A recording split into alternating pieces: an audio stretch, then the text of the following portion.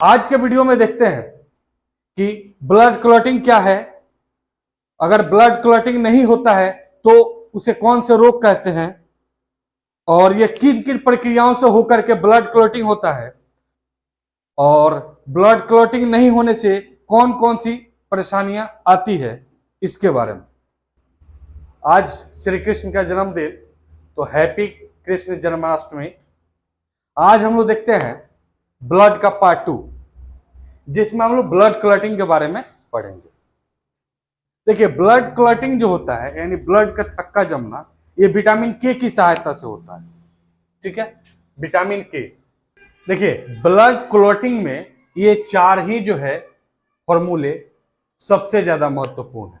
सबसे पहले थ्रोम्बोसाइट यानी प्लेटलेट्स, ये जो है मच्छर के काटने के बाद डेंगू रोग में सबसे ज्यादा प्रभावित होता है यही थ्रोम्बोसाइट प्लेटलेट्स।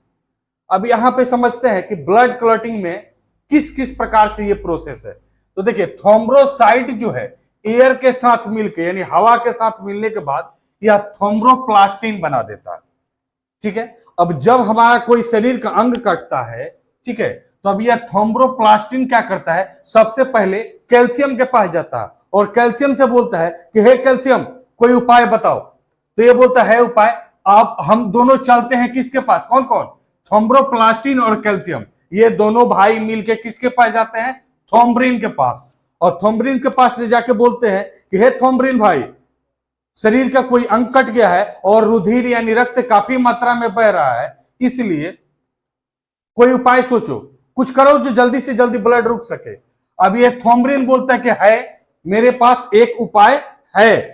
अब कौन सा उपाय है, चलो चलते हैं। तो ये थ्रोम्ब्रिन आते हैं किसके पास, फाइब्रिनोजेन। ये फाइब्रिनोजेन के पास आते हैं और ये काफी जो है आराम से सोया रहता है, ये हमारे शरीर में स्थिर रहता है। अब इसको जो है ये मिल के क्या करते हैं, उसको जगाते हैं कि जल्दी उठ जल्दी उठ, ब्लड बह रहा है, काफी ज्यादा मात्रा में बह रहा है। अब ये दोनों जब जगा देंगे तो बोले क्या दिक्कत है, तो ब्लड जो है काफी मात्रा में बह रहा है, तो ये दोनों मिल करके क्या बना देंगे, फाइबिन। और फाइबिन क्या होता है, तो फाइबिन जो होता है एक जालीनुमा संरचना होता है। इस संरचना के अकॉर्डिंग क्या होता है, जब हमारे नसेस से आरबीसी, डब्ल्यूबीसी और प्लेटलेट्स यूं ही बाहर निकलते हैं, ये जाली में फंस जाते हैं और ये जाली में फंस जाने के बाद ब्लड यानी रक्त जो है हमारा बाहर निकल नहीं पाता है और इस प्रकार जो है ब्लड का क्लॉटिंग और रक्त का थक्का बन जाता है। तो इस ब्लड जमने की प्रक्रिया को कैस्केडिंग प्रोसेस कहते हैं। अगर ब्लड नहीं जमता है, एक रोग हो जाता है जिसको बोलते हैं हीमोफीलिया। हीमोफीलिया एक ऐसा रोग है जिसमें ब्लड बहना बंद नहीं होता है। यह एक आनुवांशिक रोग है जो पीढ़ी दर पीढ़ी चलता है। इस रोग में सबसे बड़ी परेशानी यह होती है कि अगर किसी व्यक्ति का कोई अंग कट जाता है और ब्लड बहने लगता है तो वह ब्लड रुकता नहीं है और लगातार ब्लड बहेगा तो मनुष्य की मृत्यु हो जाएगी। तो यह आनुवांशिक रोग है। यह सर्वप्रथम इंग्लैंड की महारानी में यह समस्या थी, उसके बाद धीरे धीरे धीरे धीरे जो है फैल गई। थ्रोम्बोसाइट यानी प्लेटलेट्स को कहते हैं थ्रोम्बोसाइट। अधिकतर डेंगू वाले केसेस में प्लेटलेट्स की संख्या कम हो जाती है, जो आपको मिला होगा। जब कभी कोई अंग कटता है तो सबसे पहले हम क्या करते हैं, उस कटे हुए अंग को यहाँ पे अपने हाथों के द्वारा यूं ही दबा देते हैं कुछ देर में। यानी मान लीजिए ब्लड क्लॉटिंग के लिए मैक्सिमम टाइम जो है 4 मिनट का है। 4 मिनट के अंदर ब्लड जो है बहना बंद हो जाता है। क्यों बंद हो जाता है, तो इन्हीं चारों प्रोसेस के द्वारा। अब इस जाली में आरबीसी, डब्ल्यूबीसी और प्लेटलेट्स इसमें फंस जाते हैं, जिसके कारण प्लाज्मा जो है बाहर नहीं निकल पाता है। जैसे एक उदाहरण लेते हैं, जैसे मान लीजिए किसी नाली से पानी बहता है और उस नाली में प्लास्टिक का टुकड़ा, प्लास्टिक का ग्लास इत्यादि फेंक करके हम लोग नाली जाम कर देते हैं। उसके लिए क्या करते हैं, एक तार का जालीनुमा संरचना जो है हम लोग लगा देते हैं।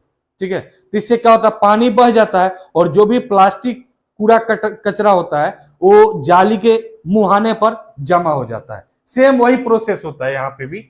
यहाँ पे जो है जो भी प्लेटलेट्स होगा, डब्ल्यूबीसी होगा, आरबीसी होगा, वो यहाँ पे रुक जाएगा और ब्लड बहना जो है धीरे धीरे बंद हो जाएगा।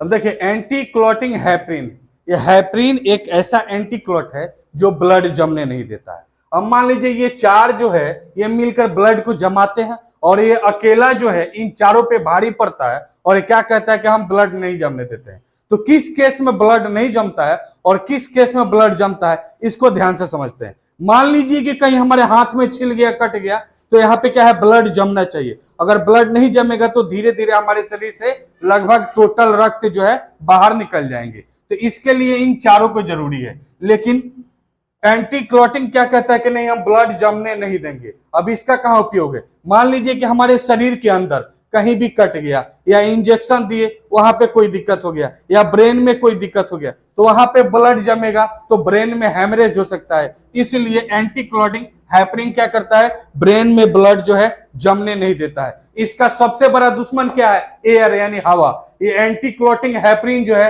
हवा के संपर्क में आते ही वह पूरी तरह से डेड हो जाता है।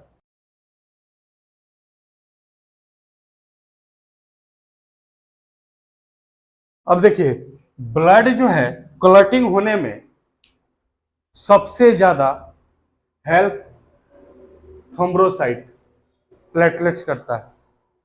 अब ब्लड क्लॉटिंग होने में कौन सा प्रोटीन उपयोगी है, फाइब्रिनोजेन या प्रोथ्रोम्बिन। ये दो प्रोटीन है जो सबसे ज्यादा महत्वपूर्ण है।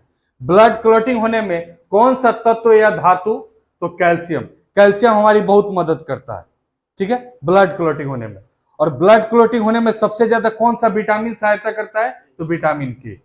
देखिए ब्लड क्लॉटिंग, मान लीजिए कि हमारे शरीर में यहां पे हाथ पे कट गया, ठीक है, अब ब्लड निकलना शुरू हो जाएगा तो हम क्या करेंगे, कटे हुए भाग को थोड़ी देर के लिए दबा के रखेंगे। धीरे धीरे जो होगा इन चारों प्रक्रियाओं के द्वारा जो होगा यहाँ पे एक अंदर जालीनुमा संरचना बन जाएगा। और जालीनुमा जब संरचना बनेगा तो अंदर से आने वाले WBC RBC प्लेटलेट्स उसको जाली रोक देगा और जाली रोक देगा तो ब्लड बहना बंद हो जाएगा कुछ देर बाद। अब देखिए, अब देखे होंगे जब कहीं कहीं छिल जाता है, ब्लड कटने के बाद धीरे धीरे सूख जाता है और एक पपड़ी टाइप का बन जाता है, जो हम लगभग एक दिन के बाद जो है उस पपड़ी को उतार देते हैं तो उसके नीचे जो एक नया स्किन आ जाता है। लेकिन अगर अभी छिला और 2 घंटे बाद जो है उस पपड़ी को उतारेंगे तो फिर से ब्लड निकलना शुरू हो जाएगा। इसलिए उसको थोड़ा समय देना चाहिए ताकि नीचे जो है नया स्किन का निर्माण हो जाए, फिर उस पपड़ी को हटा देनी चाहिए। कि ब्लड यहाँ पे जम जाता है तो यहाँ पे काला धब्बा बन जाता है। वही ब्लड जमने के बाद काला धब्बा बन जाएगा और सूजन आ जाएगा जो काफी दर्द होता है। लेकिन अगर वही ब्लड अगर हमारे ब्रेन में जम गया तो काफी तेज दर्द होता है और ब्लड जो है नसेस में ज्यादातर जमते हैं। तो ब्रेन के नसेस जो होते हैं बाल के उतने पतले पतले और बहुत सारे घने होते हैं, जिसके कारण ब्लड जमने के बाद पीछे से ब्लड पुश करता है और वही नसेस क्रैक कर जाते हैं, फट जाते हैं, और वही फटने को कहते हैं ब्रेन हैमरेज हो गया। जो हमारे शरीर में होते हैं वो सिर के हेड के नसों की अपेक्षा हमारे अदर जो नस है वो थोड़ा मोटा होता है। तो वहां पे अगर हाथ पे जमता है तो धीरे धीरे दर्द होता है। उसके बाद डॉक्टर क्या कहता है कि सुसुम पानी में जो है कपड़े डाल करके उसको सेकिए, धीरे धीरे वो दर्द जो है आराम हो जाता है।